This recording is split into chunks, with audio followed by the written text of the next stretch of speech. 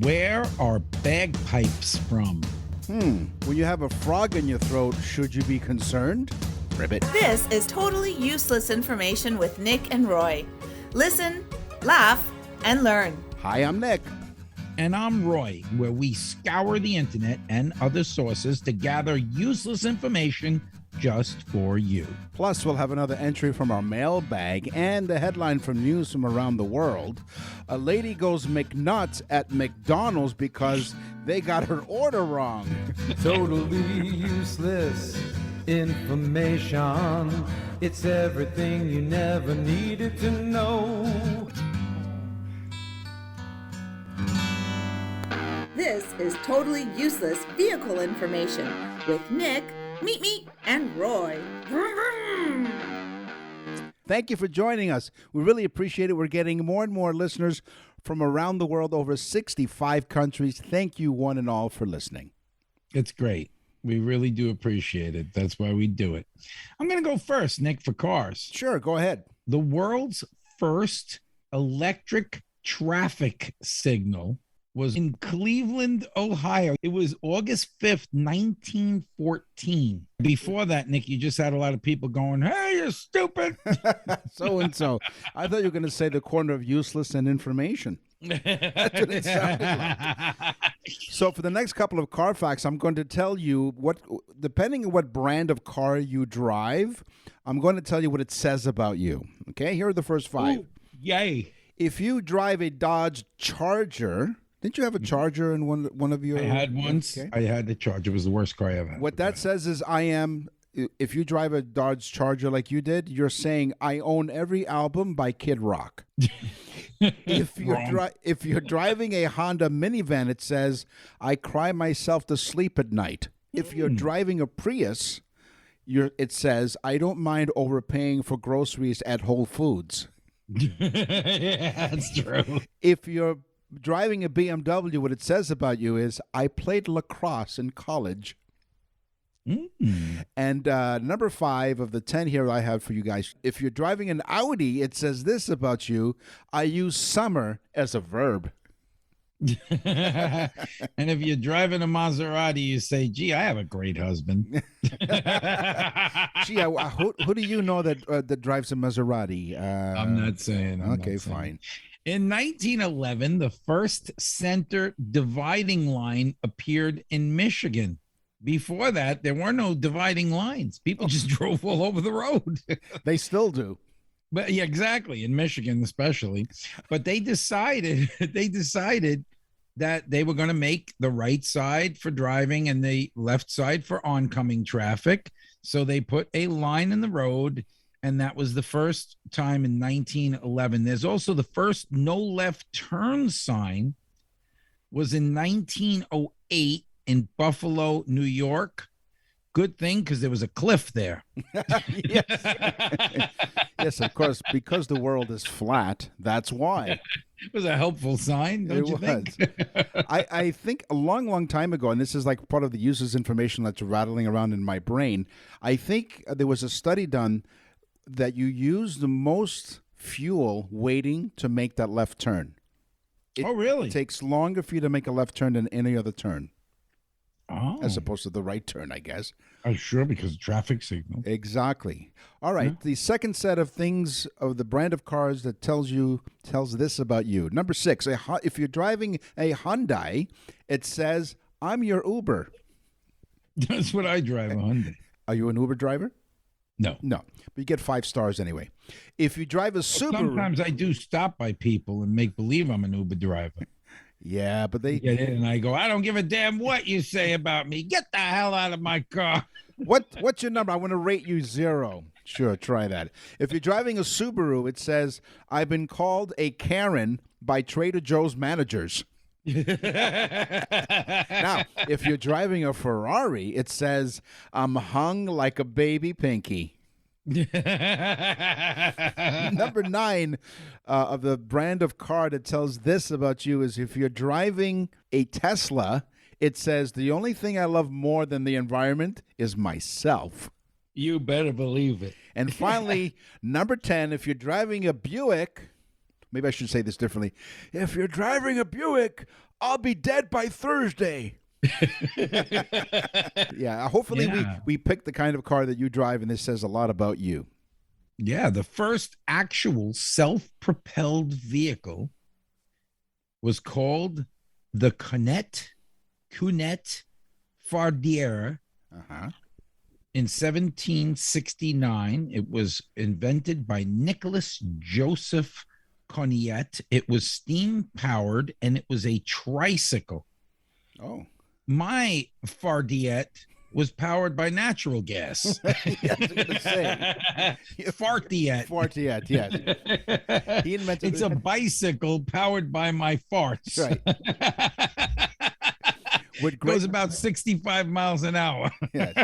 With great propulsion. It gets 5 miles to the can of beans. Now, if you're in Denmark, don't check under the hood. Check under your car. In Why? Denmark, it is a requirement that a driver checks underneath their vehicle to assure that there's no body hidden underneath, alive or otherwise. Where is this? In Denmark.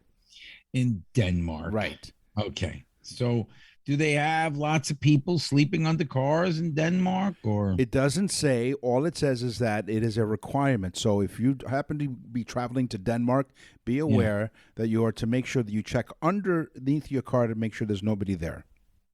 good thing to do? Yeah. Very good. I'm glad you let us know that, Nick. This way we can Yeah. we can all do that and make the world a safer place. Yes. In an accident, Yeah.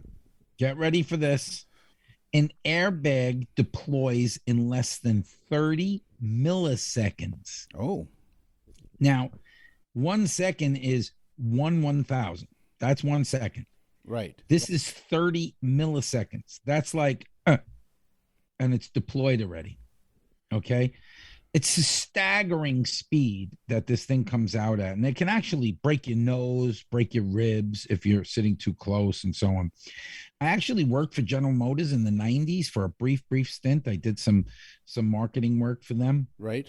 And I was able to see the actual Mark II airbags that were being placed into the vehicles. Those were the more sophisticated ones, and how quickly they exploded. And they were activated by a switch that literally looked like a snail. And this little metal ball went around in a circle. And when it hit the button, it would go off. And in order for it to go around those 5 circles, it had to be enough force of 30 miles per hour. Wow. How cool is that? And then a shotgun shell would go off inside of the airbag to deploy it. So literally, this happens in 30 milliseconds, this whole thing. It's mind-boggling. Just imagine during the testing processes, right, where they're saying, okay, this is the concept, this is the idea. The engineers have put this together, and they had to get it down to 30 milliseconds.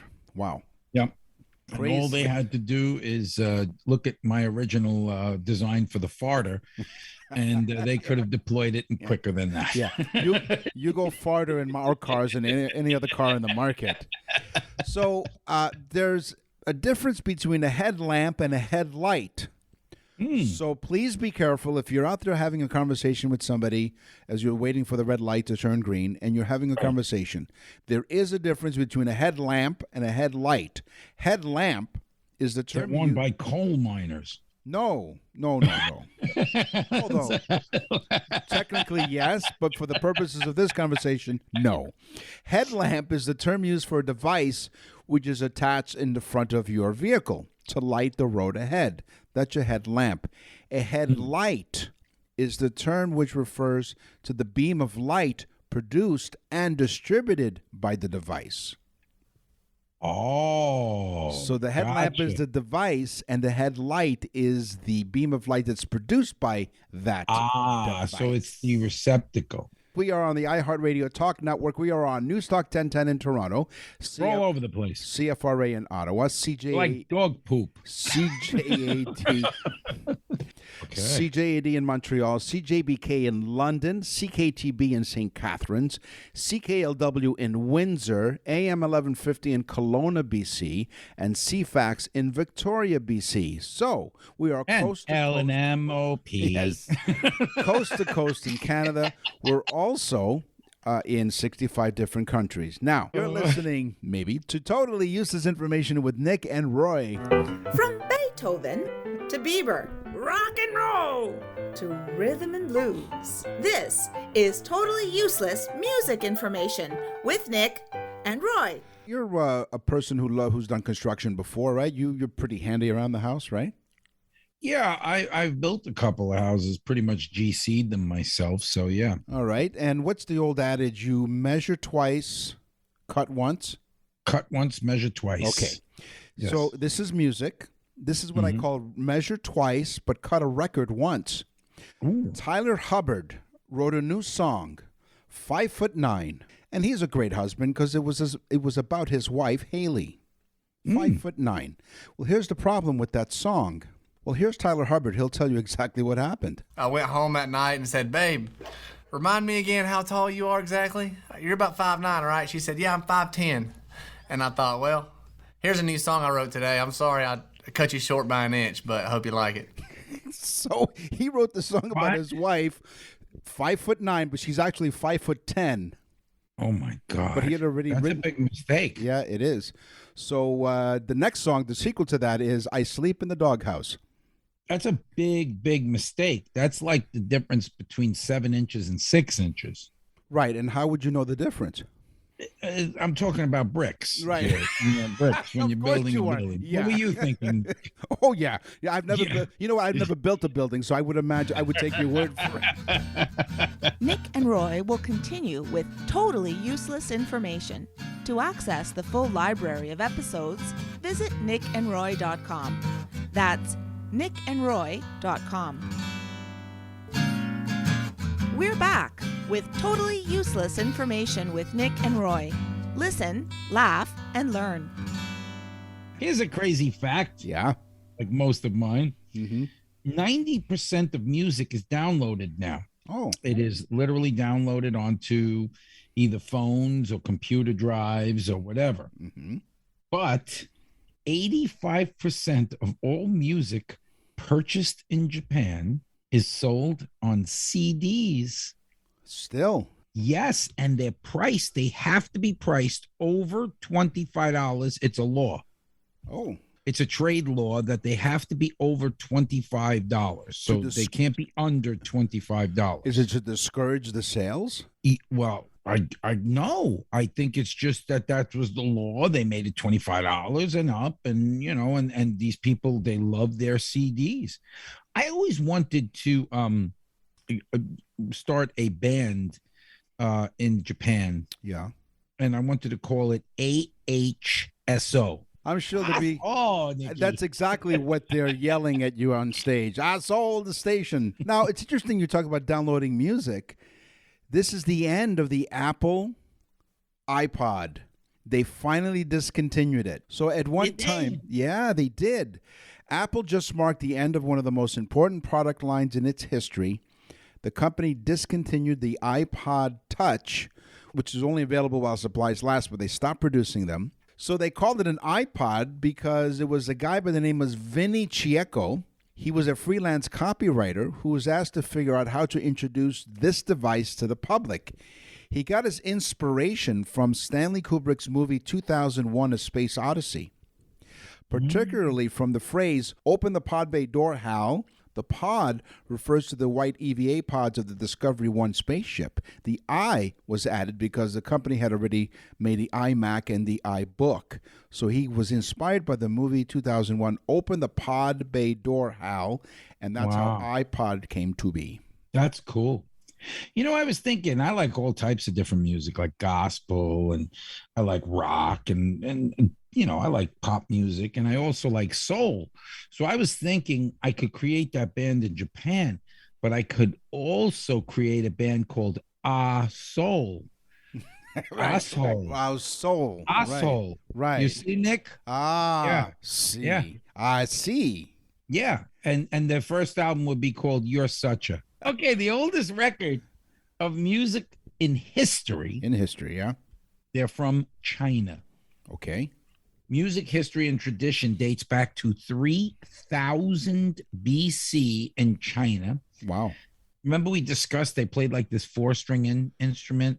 I've actually seen it play. It's kind of like a violin, but like a guitar violin. It goes right, that iconic sound, yeah. Yeah, they play it like our soul, but anyway.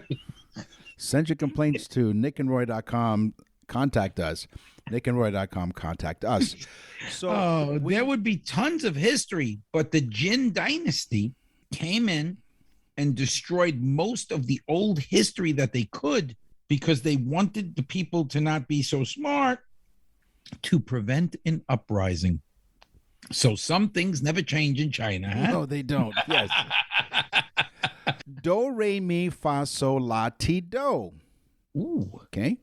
It was the work of an Italian musician and singing teacher, Guido d'Arezzo. He developed towards the end of the 10th century and forms the basis. Was he Swedish? Guido d'Arezzo, his second generation. Sounds like a New York mobster. His name was Guido. Do, re, mi. Hey, fa. You go see Guido d'Arezzo. He'll take care of you, okay? That's right. Don't you do, re, mi, nothing. So forget about it. If this do, re, mi, fa, sol, la, ti, do forms the basis of a modern system of musical notation. In about the year 1040, this inspired this genius, Guido. He was Guido. They called it the Guido scale. So, no, it wasn't Rodgers and Hammerstein of The Sound of Music who invented and created do, re, mi, fa, sol, la, ti, do. It was Guido d'Arezzo. That's so funny because in high school we had a friend named Guido and he had a scale too. He'd say, hey, she's about a 9 or a 10. I don't know. Yeah. He was always in the principal's office. Hey, Guido, come here. That one, she's a 5. Wow. That principal, a 2. No, our principal was pretty attractive. Grace Rosa. Yeah. I liked Grace. Yeah. I met her years later. She was friends with my aunt. Oh, really? Oh, wow. I never told you that? No. So those of you who don't know what we're talking about, neither do we. So don't worry about it. Roy and I met more than 40 years ago in high school. We went to Christopher Columbus in the Bronx, New York. And Grace Rosa was our principal. We didn't call her Mrs. Rosa. We just called her Grace. Grace. Yeah, so Grace. she knew your aunt. Wow, cool. Yeah. She brought smelly egg salad sandwiches into work every day and put them in the fridge there. Yeah. I used to throw them out. And she'd say, what the hell are you going into my fridge? Yeah, and because you were already in the principal's office by throwing out her egg salad, I spent a lot of time there. Yeah, you did. Gospel music. If you love it, you'll know this name. Dorsey House of Music Company. Gospel music is like amazing. It really is. It's one of the most soulful music, like that band Our Soul. No, I keep going back to. I'm sorry. No. Quite inspiring though. I mean, if you're not a fan of gospel music, but you hear gospel music's fantastic. It really is. I mean, you get a lot of the singers, like Whitney Houston, and so on, that started out singing gospel. Oh yeah. But Dorsey House of Music, its founder was Thomas Dorsey, known as the father of gospel music. It was the first Black-owned and the first gospel publishing company. Oh. It was called Dorsey House of Music and would start off the boom for gospel music. Excellent. How about Risotto for Rossini? The composer Rossini wrote the aria Di Tanti Palpiti while waiting for some risotto to cook. I'm touching my pee-pee? What? No. Di Tanti Palpiti. Don't touch my pee-pee. Soul yourself. While he was waiting for some risotto to cook, he wrote the aria.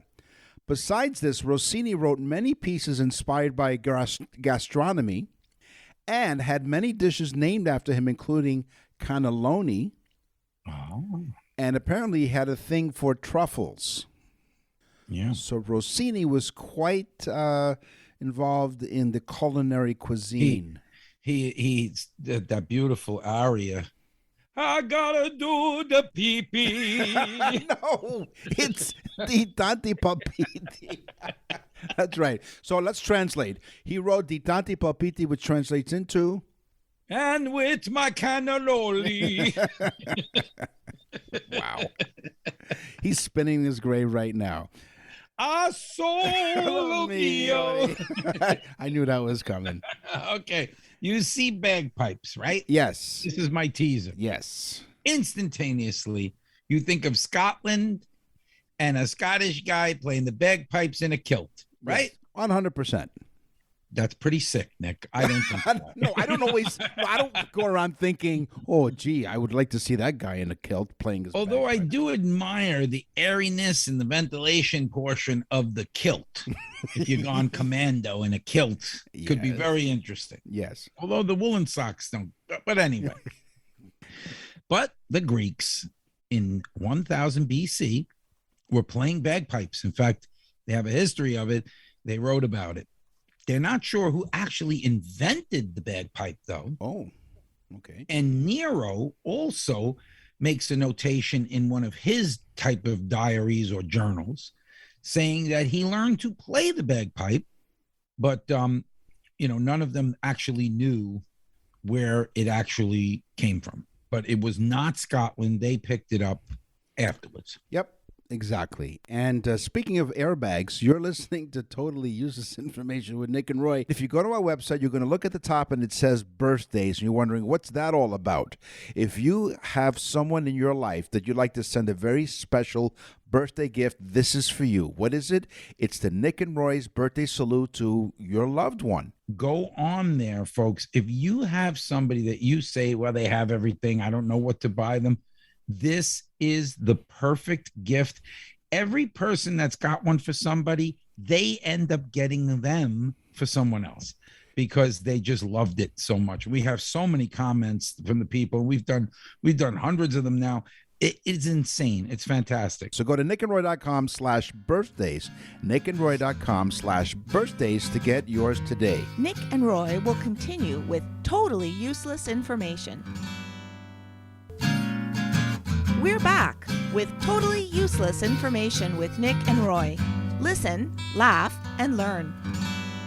Where do expressions come from? We want to know right now. Etcetera, etcetera, etcetera. Where did the word etcetera come from? This is translated literally from Latin, which et means and, while cetera means the rest. Thus, the expression translates to and the rest of such things, etc., etc., and the rest, and the rest, and the rest. Exactly, Latin. I never heard this one before, so I was intrigued by it. Okay. A daughter from California. Okay. Now, again, if you're out there and you're in the medical profession, email us and tell us if you've ever heard this. It refers to and is used by medical professionals like the word Karen. Really? But it's used for the daughters of family members that come in and say, listen, you're not doing the right thing. Why aren't you doing this? Why aren't you doing that? Why aren't you doing this? And the doctor will say, the other doctor, we got a daughter from California. Really? Sneaky little expression that everyone knows now. That's right. Thanks to us. We always encourage you to have a pen and paper with you to write this stuff down because now you know. And if you're called a daughter of California, yeah, you just turn around and say, asshole. Hey, I know you love this one. Why do we call begging panhandling? One of the theories, because they're not 100% sure, but one of the theories is that it is said to come from the habit of beggars of soliciting contributions by thrusting out in tin pans, into which generous passerbys would place their coins. Therefore, they had their pans out, and they were handling the pan as you stopped by to drop off the coins. Panhandlers. Huh. I would have thought that it came from like the gold things that you put the sand in there and shook it. And Maybe. So like you're panhandling for gold or whatever. I don't know. Well, that's why it's one of the theories. Now, this is one of those bits of information I researched and I researched. I spent a lot of time on this. This is the closest I could find of that it's accurate information because it's useless information. And we thank you for that, Nick. Thank we you. do. We really honestly do. Yeah. All right, Alsol, what's your next expression? Because if you got it wrong, Nick, I'm telling you, dire consequences for the world. With useless- 65 damn countries. Okay. Yeah. What was the problem? They gave us wrong, useful information. Okay, then. Sure. I'll sue them. Yeah. Okay. Pull out all the stops. Ah, okay, I will. What does that Pull mean? out all the stops refers to a pipe organ, which had stops that would restrict the amount of air, which would restrict the amount of volume. So, of course, when you wanted it at full volume, they'd say, pull out all the stops. Full volume. Did you folks write that one down? I pull out all the stops to write it down. I did. If you guys go to a show or two ago, we did Steal My Thunder, but I'm not going to tell you. I'm going to make you listen to the show. That's right. At So nickandroy.com. Nickandroy.com. Okay, we'll give you a hint. It's in season 6, so go find it. Yes. Don't dilly-dally as you're doing it. So Okay. dilly-dally is the expression. The base word dally came from an old French hundreds of years ago, and what it meant was to chat idly. Over time, dally picked up other meanings such as to toy with things or spend time idly. By the 19th century, we get dilly-dally as an example of reduplication. And what that is when you repeat the form of a word but change the vowel, you get reduplication. For example, flip-flop, zigzag, and mish-mash. And dilly-dally. And dilly-dally. There you go. You know, I've always said that seeing is believing. Is it? Now, that's a cool expression, but it's kind of self-explanatory, right? Seeing is believing. I need to see it to believe it. So why don't you tell us? So we'll listen to you. You tell us so we can see it and we'll believe it. No, there's a hearing is believing when you listen to our show, but Right. Yeah. in general, no. Right. So seeing is Exactly. believing. So where does that come from? That goes without saying. So- Then don't say it. okay, so seeing is believing. Right. So easy to understand, but did you know it comes from an actual sentence? Seeing is believing, but feeling is the truth. And it was then chopped up and they used the seeing is believing. And it's amazing because when you read that sentence, it's really cool. Seeing is believing, but feeling is the truth. Very profound. I believe it. It is. I Written see. by Thomas Fuller and his co-writer, our soul. I saw and I believe. Here's my teaser. If you have a frog in your throat, if you have a frog in your throat, it means that you're temporarily hoarse due to phlegm collecting in one's throat. Having a frog in one's throat is a temporary, but it's not an ongoing medical condition, so it's nothing serious, really. Usually, you may clear your throat by, just go, that kind of thing. Yeah. The expression to have a frog in your throat first appeared in the United States during the 1800s and came from the fact that a person is so afflicted that it sounds as if he were croaking like a frog. I want to open a restaurant up called the Barbecued Frog. Really? And like people that enjoy food, like they'll say ribbit, Right. barbecued ribs, Barbecued ribs. right. ribbit. Hop on over to Barbecue Frogs. That's right. No flies on you. What in tarnation? Oh, What in tarnation? Isn't that something like from the 1800s or something, from the Wild Wild West? I would assume it's an American term. What in tarnation? But it comes from the word tarnal, meaning eternal. And nation is derived from the word damnation. So rather than saying tarnal damnation, they said, what in tarnation? Nice. And it caught on. Well, yeah, because you don't want to have too many words. No. You get No. exhausted from No. speaking. No. No. You're listening. Speaking of many, way too many words. No. Yeah. You go to our website at nickandroy.com. There are lots of words there, lots of episodes, lots of past episodes for the past 6 seasons plus, over 110 episodes at least now. And here's your opportunity for you to send us an email. Go to the top where it says contact us, and you fill out the info there, and you send us an email. And then you can be just as famous as the people we're about to present. You're listening to Totally Useless Information with Nick and Roy. What's in the mailbag? What's in the mail? Tell you what's in the mail. What? Marty from Lakeland, Florida, about 3.5 hours away from me, Lakeland, Florida. Hey, Marty. Oh, about 3 hours, yeah. Marty went to nickandroy.com and he left us a message. He wrote, "Great show. We love it. Why, though?" Why, He's wondering himself, yes. We asked... He knew that I'd put him on when he wrote that. Yeah.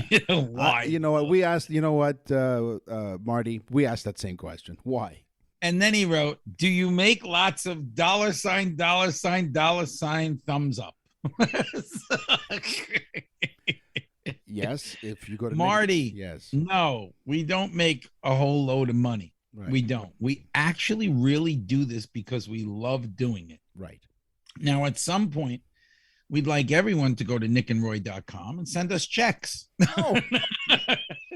What do you mean, no? Don't use that one word. Right. No. Oh, So, no. Well, No. if you go to the website, you can check it out. So check out the website, and you can Yeah. click on them. They give you that great offer as we talked to you about. But thank you, Marty. Really appreciate that. Now, here's something brand new on the website. If you go to nickandroy.com, and on the front page, it'll say you can leave your voicemail, your voice message here. So we're giving you not only an opportunity to email us, but you can send us a voice message. And if you do and we like it, we will play it on the show. Hi, I've been listening to your show when I can, and I want to know which one of you has that dirty, infectious laugh. You guys are funny. Hi, I'm Nick, and thank you very much for your voicemail message. That infectious laugh, in fact, belongs to Roy. Yes, it is quite infectious, and there's no vaccine for it. So go to nickandroy.com. Yes, we've moved up the Free technology. airtime, Nick. Well, we're not saying for commercials. We're talking about the listeners who want to ask a question. So go to The nickandroy.com. non-professionals, we're letting them on. Nick and Roy will continue with totally useless information.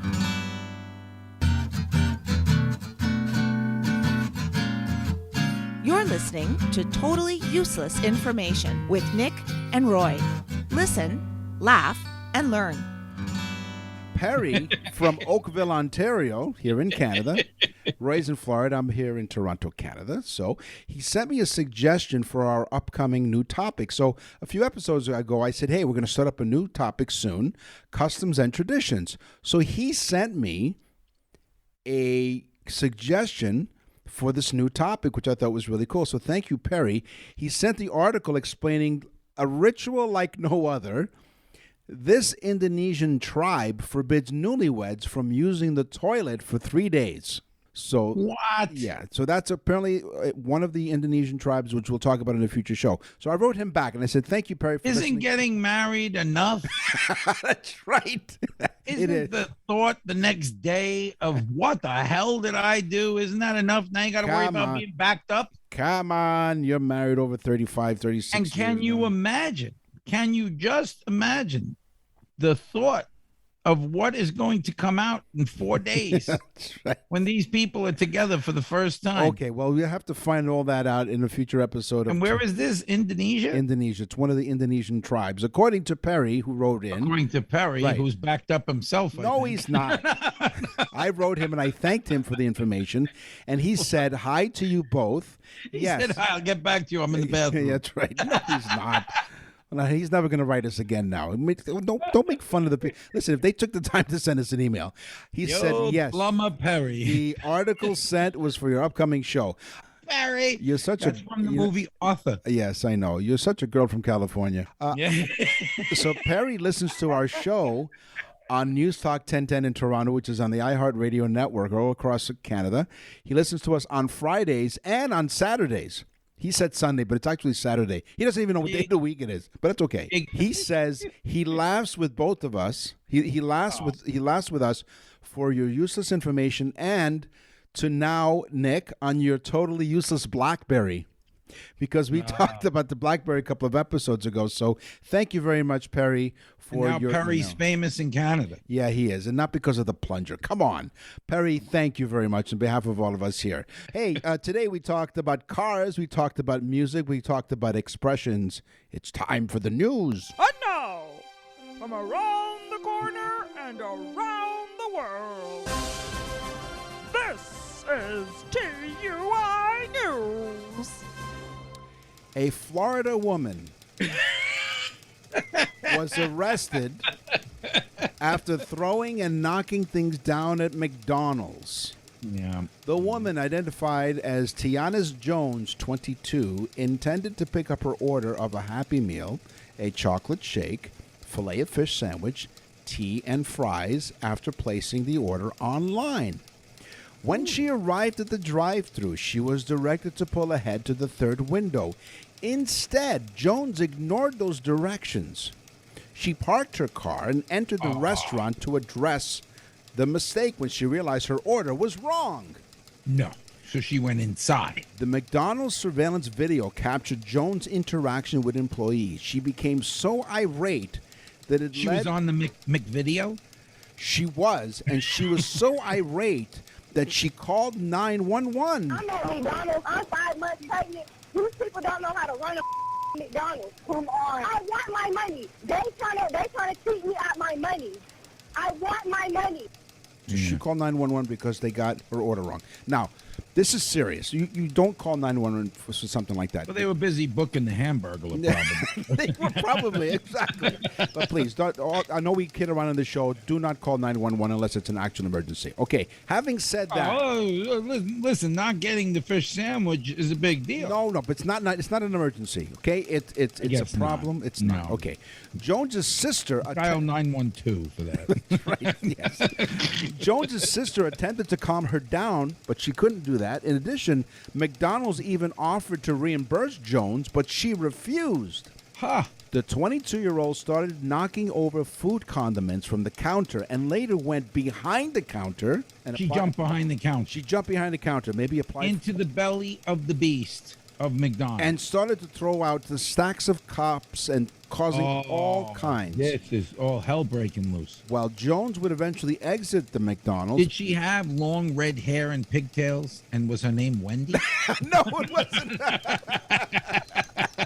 You know what? She was a redhead with pigtails, and she was wearing a crown. Yeah, exactly. It's like, my uncle's the Burger King. That's right. That's right. All right, Wendy, shut up. I'll teach you. So she leaves the McDonald's. This isn't a bun. This is a bastard. Well, speaking of buns, funny you should say that. She eventually left McDonald's, but not before twerking towards the surveillance camera. Oh, so she showed her buns. Exactly, because they got to her the buns wrong. drive-thru manager. Here is audio from Polk County Sheriff Grady Judd. I don't know what was wrong with her that night. I don't know if she was like 2 fries short of a Happy Meal, or maybe she was short of the Happy Meal completely. But she created a McMess, and she acted like a McNut. Can we get this guy on the show? So I have to play it again. So this is Sheriff Grady Judd talking about this person that went nuts at McDonald's. I don't know what was wrong with her that night. I don't know if she was like 2 fries short of a Happy Meal, or maybe it was she was short of the Happy Meal completely. But she created a McMess, and she acted like a McNut. Okay. Now, this is the man of the law. Explain. This explains something to you. See, we have a real sense of humor down here in Florida. Oh, you have to. Oh, Come yeah. on. I mean, there's a lot of stuff going on down here. I mean, See- we got the governor going after Disney World. Yeah, I mean, that's nobody's safe.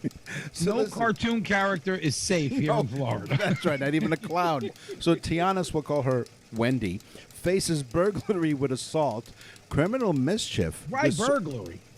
Why burglary? She probably took some of the stuff that she, like some of the Something's cups and fishy here, and it's not her sandwich. stuff. That was the problem. There was Did some she steal something? Did she take something with her? Did she? burglary with assault and criminal mischief, disorderly conduct, and misuse of 911. which is quite Whoa. serious. So she's going away. She's going to Florida prison. She is. And according to the sheriff, I don't know what was wrong with her that night. I don't know if she was like 2 fries short of a Happy Meal. I'm Sheriff Buford Plus. from Polk County. Anyway, that's all the time that we. From Polk County. How far away is Polk County from where you are? What are you talking about? That's where my mailbag was from. Polk County, I believe. My Really? son went to school up there, yeah. Wow. So wait a minute. This wasn't your son in Red Pigtails, was it? No. This wasn't my daughter-in-law either. Okay. Her name is not Wendy. No. No. And she only eats at Chick-fil-A. Never on Sunday. Which is a girl that I knew from high school. That's right. Lay was her middle name. That's all the time that we have for this episode of I Totally say bring back the McRib. Bring back the McRib. Totally Useless Information with Nick and Roy. We will scour the internet and other sources to find and gather all kinds of useless information for you next time. Until then, go to the website and look at the birthday thing. You're going to love it, guys. I'm serious. It's amazing. Tell a friend about the trend. Tell everybody about the show. And tell them to go to nickandroy.com to listen in. And don't forget to leave your voicemail message on the website, nickandroy.com. I'm Nick. And I'm Roy. Thanks for listening. Totally Useless Information with Nick and Roy is a production of nickandroy.com. Visit nickandroy.com to access the full library of episodes or wherever you get your podcasts.